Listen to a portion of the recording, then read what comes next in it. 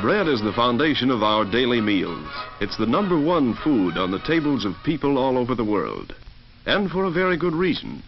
It's the most economical source of the elements needed to provide energy and help build strong bodies. It is wholesome, tasty, and although man doth not live by bread alone, without it a meal seems incomplete. Formerly, most bread was made in the home. But it took experience and a lot of hard work to turn out good bread every time. The housewife usually gave a sigh of relief when her efforts were successful. Today, the baking industry has taken over a good part of the job of providing America's daily bread and other bakery products.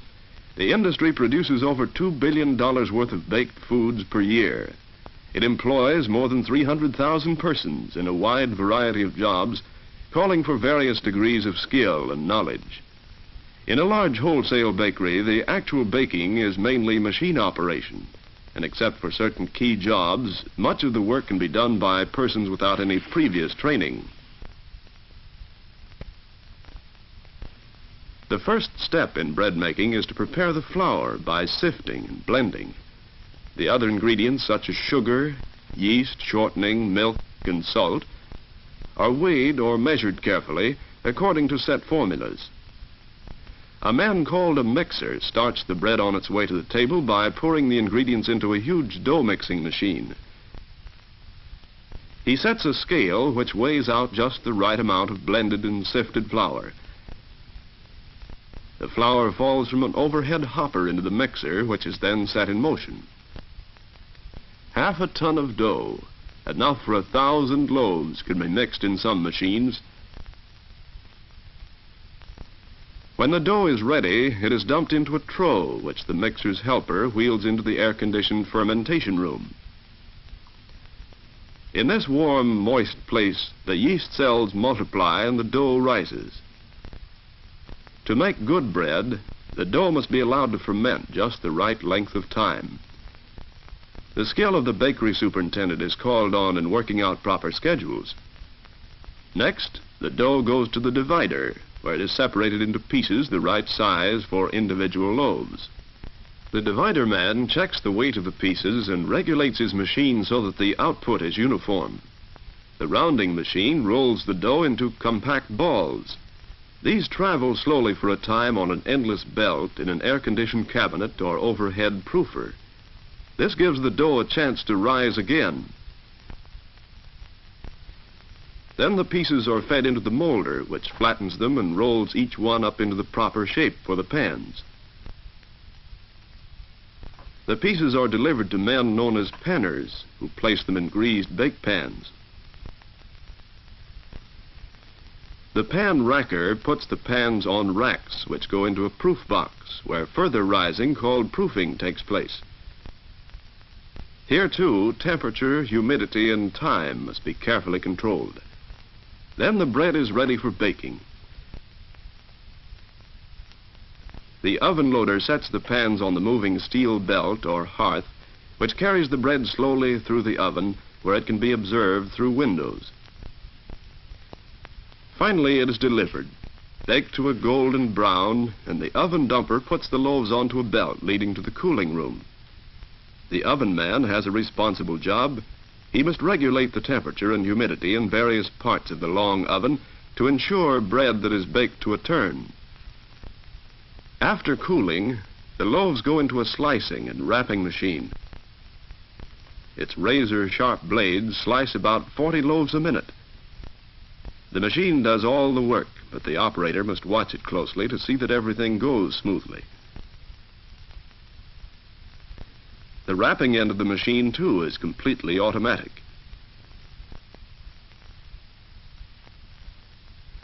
Wholesale bread is usually distributed by route salesmen delivering to stores and restaurants all over the city.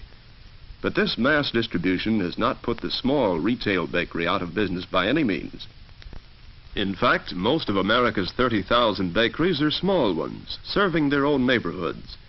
In addition to bread of all kinds, retail bakeries make a variety of foods, including cakes, donuts, rolls, pies, cookies, coffee cakes, and fancy pastries. Because of this wide variety of goods, to be a baker in a small shop, you have to have real skill and experience. Except for electrical mixing machines, flour sifters, and in some cases ovens, the average retail bakery is not mechanized, so handwork is the rule. 1 minute you may be getting a batch of cookies ready for the oven, and soon after be making pies or cakes. And no matter what you make, it must be really good if the bakery is to keep its customers. Not only good to the taste, but clean and wholesome. The conscientious baker is aware of his responsibility to the consumer's health. The working hours for a baker and his helpers used to be long and arduous, but today most bakeries operate on 8-hour shifts. But a baker must be in good physical condition, for some bakeries are warm places, especially in the summertime. Bakers usually learn their trade as helpers or by contracting as apprentices. Experienced bakers teach the apprentice the skills of the trade, and when the training period is completed, the apprentice is qualified for a job as a journeyman baker. Baking can also be learned in a vocational school. Nationally known schools of baking are located at the Dunwoody Institute, the Seibel Institute of Technology, and at the American Institute of Baking. Such schools offer ambitious workers a chance to qualify for better jobs in the industry. Their programs include instruction in the science and theory of baking, shop management, and related mathematics. These schools have completely equipped bakeries where the student learns all phases of wholesale and retail baking. Courses cover routine shop work on all bakery products and special study leading to a thorough understanding of the chemistry of baking. The subject of fermentation includes the study of yeast.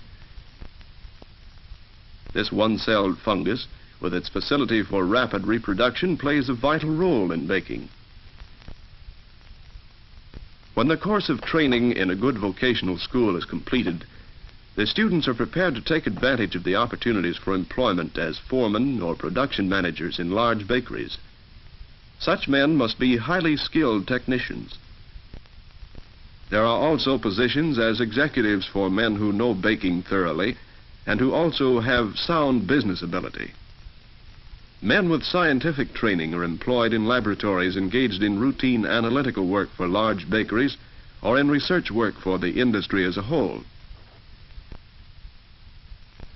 In some bakeries, women are employed in light work such as putting frosting on rolls or cakes. But in retail business, women are in greatest demand as salespersons. Here, a pleasant manner and courtesy are necessary.